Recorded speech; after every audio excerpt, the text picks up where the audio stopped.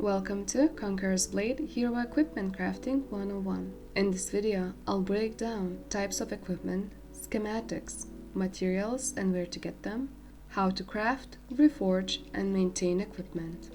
To access hero equipment crafting, you need to talk to the smith. You can locate him by pressing Tab. Full hero equipment includes 5 items: weapon, body, legs, gloves, and boots. Weapons are sorted by type: short sword, glaive, long sword, and so on.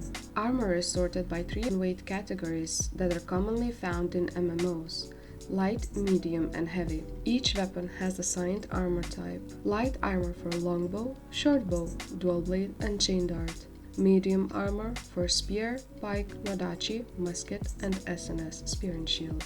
Heavy armor for longsword, short sword, glaive, poleaxe, and maul. Each weapon class can wear armor that is assigned for their class or lighter. However, can does not mean should. You are unlikely to have a good time with it. It's just...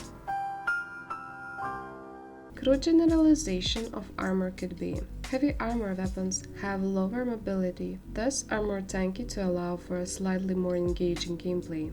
Medium armor weapons have higher DPS, but not the penetration necessary to crack insane number of kills consistently, but they are a good middle ground between tankiness and DPS. Light armor classes are more mobile and play a role of assassins and hero killers, relying on high burst to kill or get killed trying. So choose the correct armor, don't injure yourself or your comrades. Back to hero equipment. All armor and weapon pieces come in 3 grades: green, blue, and purple. There is no reason to craft green items unless you really want this achievement, but it's a waste of materials and time. Blue grade gear is a standard equipment you will want to use in your battles. To make it, you need blue schematics. There are 2 types of blue schematics: weapon and armor, each used to make a corresponding type of equipment. Purple gear requires weapon-specific purple schematics to make, as these pieces provide set bonuses for specific weapon types and is quite expensive to both make and repair. Purple armor can provide nice bonuses, but it is not a must-have item. Take your time with it. Since it is quite expensive to maintain purple equipment, you will want to use it only in important battles like ranked games or TW.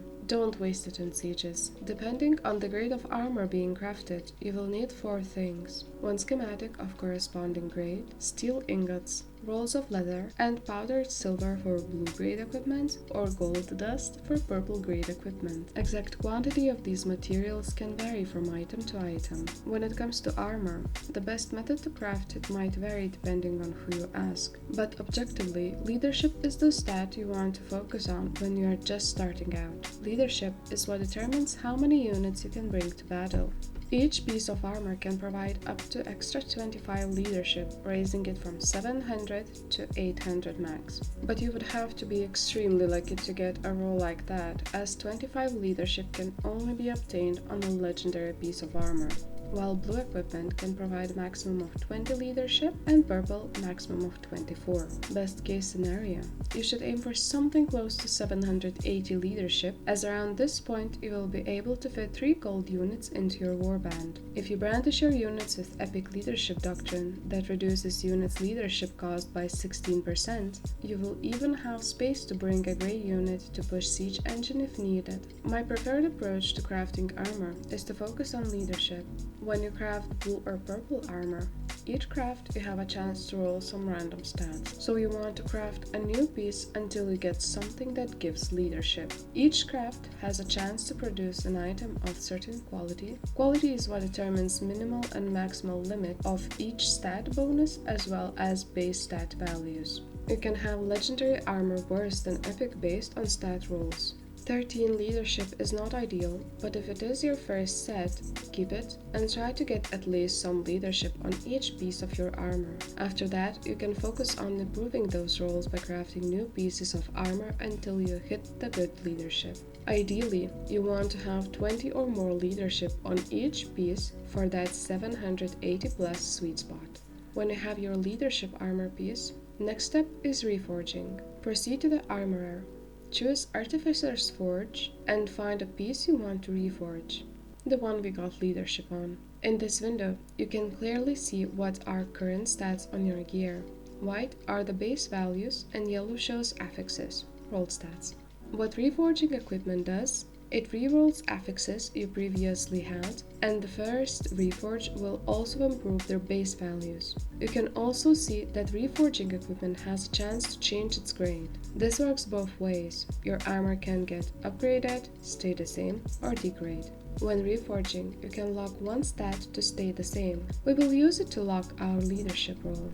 There have been some dev talks about allowing to lock two affix values, second one for softs, but at the time this guide is made, a feature like that is not yet implemented. Hit reforge.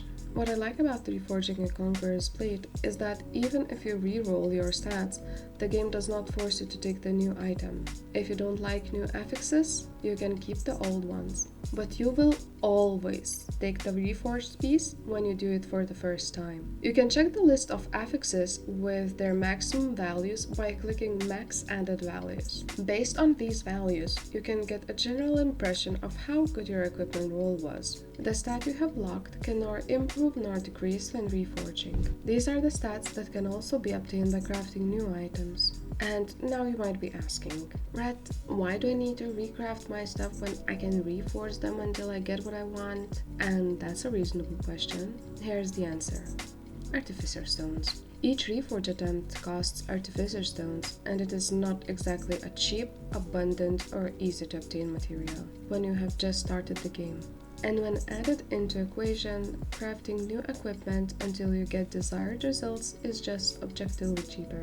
Reforging also plays an important role in maintaining your gear. You will see that each piece of equipment has its endurance. As you use it, the endurance decreases, and you will need to repair it for bronze. It replenishes lost endurance, but also decreases its maximum value with each repair you make, to the point where you have to repair it after each battle. However, your maximum endurance can be restored by reforging equipment. I won't comment much on weapon crafting, as each weapon is unique and you will need to focus on specific stats for each of them. I'd recommend looking up Amiya's library, CB Wiki, or asking veteran players in your house or CB community about that one.